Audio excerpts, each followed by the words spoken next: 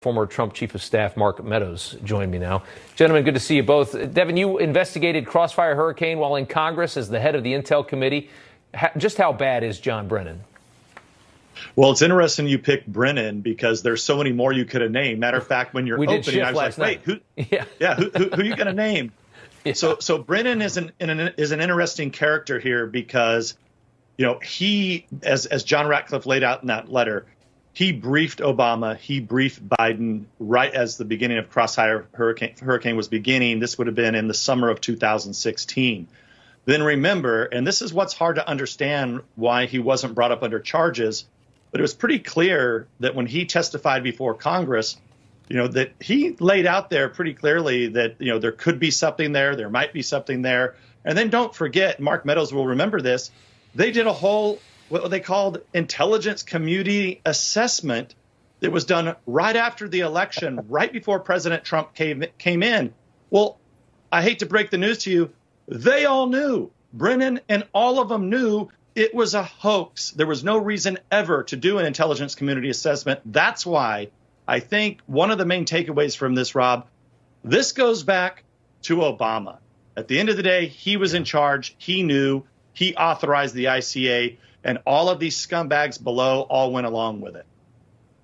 Mark, you know, Trump tried to strip Brennan's security clearance. Everybody went nuts over that. He still has one today. That, to me, is horrifying. I just can't believe that you can behave this way in a position of power like this and face almost no scrutiny and no punishment whatsoever.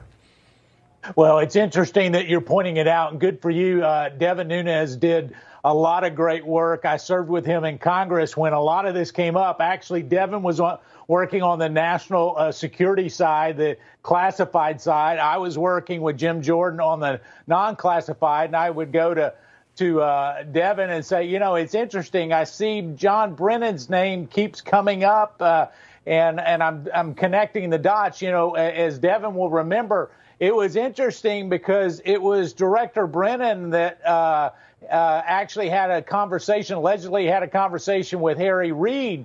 And Harry Reid sends out this letter that says, oh, gosh, we need to investigate this Russia hoax even further. Here's the interesting thing, Rob.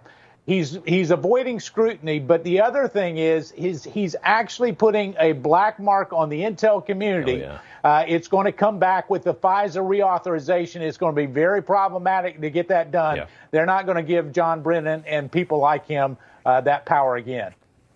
It's unreal to look at this. I mean, yeah. Imagine anybody sitting at home right now in this country that just trusts the government. I mean, how crazy you'd have to be at this. Les nouvelles du Facteur.